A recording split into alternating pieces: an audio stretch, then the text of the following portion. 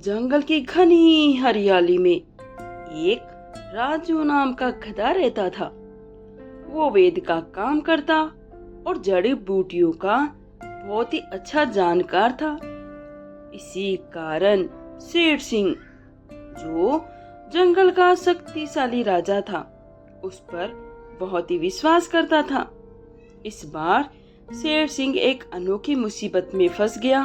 उसकी पीठ, शरीर, अन्य हिस्सों में असहनीय खुजली हो रही थी। ना तो उसको दिन में चैन पड़ता, न ही रात को आराम। अंत में उसने गधे को बुलाया। एकांत में शेर सिंह ने गंभीर स्वर में कहा, गधे, तुम मेरे सबसे भरोसेमंद प्राणी हो। मुझे एक ऐसी दवा चाहिए जो मेरी इस खुजली को खत्म कर दे। लेकिन सुनो, ये बात राज रहनी चाहिए। अगर किसी को पता चला कि जंगल का राजा खुजली से परेशान, तो मेरी तो इज्जत मिट्टी में मिल जाएगी। समझे? जी महाराज, मैं समझ गया। मेरा मुंह बंद रहेगा। मैं आपके लिए सबसे अच्छी दवा बनाऊंगा। ठीक है, जल्दी से काम शुरू कर दो, शेर ने कहा। लेकिन याद रख, ये राज सिर्फ मेरे और तुम्हारे बीच में रहे। गधे ने तुरंत काम शुरू कर दिया। वो जंगल के दूर दराज इलाकों से जड़ी बूटियां जुटाता और रात में चुपचाप दवा तैयार करता। लेकिन उसे क्या पता था, उसकी हरकतों पर किसी की नजर है। बकरी, जो कि जंगल की सबसे चतुर और गपसप जीव वाली जीव थी, उसे एक रात काम करते देख लिया। अरे ये गधा भाई, ये क्या कर रहे हो? वो भी इतनी रात, इतनी सारी जड़ी बूटियां, कोई बीमार है क्या? तो गधे ने बोला, नहीं बकरी बहन, बस यूं ही कुछ प्रयोग कर रहा हूँ, इसलिए यहाँ आया हूँ।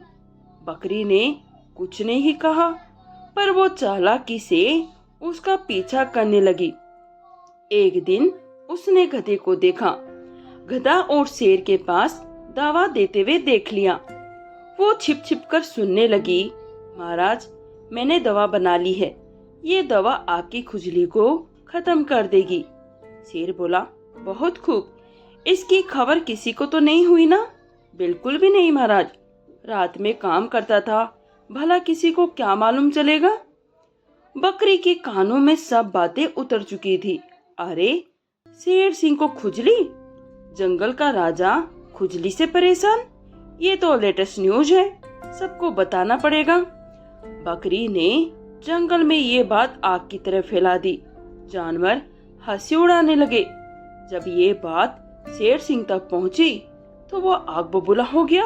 गधा, तुमने मेरा भरोसा तोड़ा है।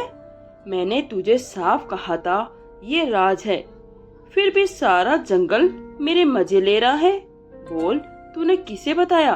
महाराज, मैंने तो किसी को कुछ नहीं कहा। मेरा विश्वास कीजिए, मैंने आपके राज को अपने सीने में दबा के रखा था। तुझे 1 हफ्ते का वक्त देता हूँ। जा और पता लगा ये हरकत किसने की, वरना तुझे जंगल से निकाल दूंगा। गधा दुखी होकर चला गया। उसने सोचा अब उसका जीवन जंगल में खत्म हो जाएगा। रात को वो एक पुराने बरगद के पेड़ के नीचे पहुंचा। हे भविष्य देवी, आपने सच कहा था, मेरा भरोसा टूटेगा। शेर सिंह मुझ पर भरोसा नहीं करता। मेरा राज किसी ने फैलाया। अब मैं क्या करूं? मुझे रास्ता दिखाओ। तभी पेड़ से एक रहस्यमयी आवाज आई, गधा, धैर्य रख। शेर सिंह कुछ दिनों का मेहमान है। पूर्णिमा की रात के बाद वो मर जाएगा। जंगल का अगला राजा तू बनेगा। जा, शेर सिंह को ये बात बता और उसका भरोसा जीत ले। मैं जंगल का राजा हूँ। यही मौका है अपने आप को साबित करने का। गधा चौंक गया, पर उसे ये नहीं पता था कि बकरी पास ही छिपी हुई थी और सब सुन रही थी। अब बकरी के दिमाग में लालच की एक छोटी सी नई योजना आई। वो गधे से पहले शेर सिंह के पास पहुंची और बोली, महाराज, मुझे मेरे पूर्वजों ने सपने में बताया है कि आप कुछ दिनों के मेहमान हैं। पूर्णिमा की रात के बाद आप इस दुनिया को छोड़ देंगे, लेकिन चिंता ना करें, मैं आपकी सेवा करूंगी और मेरे पूर्वजों ने कहा है आपको स्वर्ग की प्राप्ति होगी। शेर सिंह घबरा गया। क्या? मेरी मृत्यु? पूर्णिमा की रात? अब मेरे जंगल का क्या होगा? महाराज डरे नहीं, मैं आपके साथ हूँ। आप बस मेरी सेवा स्वीकार करें, आपको स्वर्ग मिलेगा, ऐसा मेरे पूर्वजों ने कहा है। बकरी ने जंगल में फिर नई अफवाह फैला दी कि शेर सिंह मरने वाला है और वो जंगल की अगली रानी बनने वाली है। जंगल में सनसनी मच गई। पूर्णिमा की रात आ गई। पूरा जंगल शेर सिंह की गुफा के पास इकट्ठा हुआ।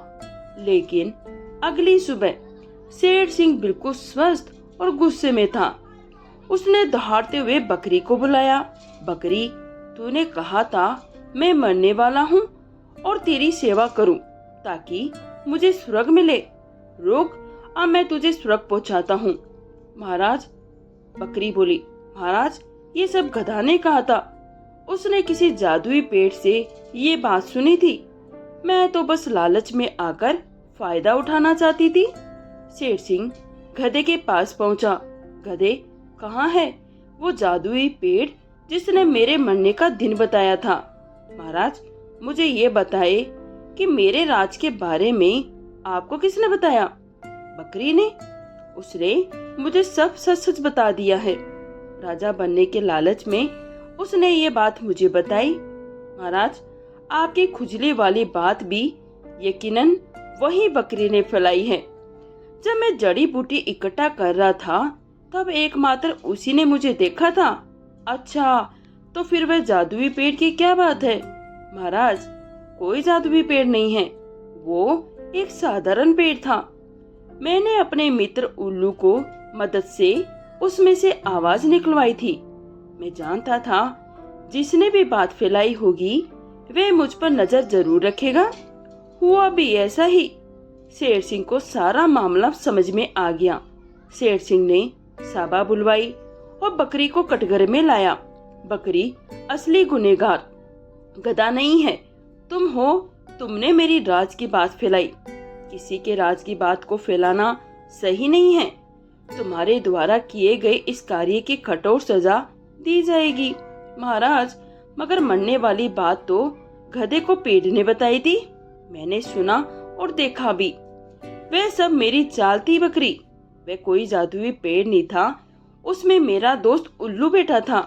तूने मेरी इज्जत और महाराज का गुरूर सब मिट्टी में मिला दिया था। किसी भी कीमत में मुझे तुम्हें पकड़ना ही था।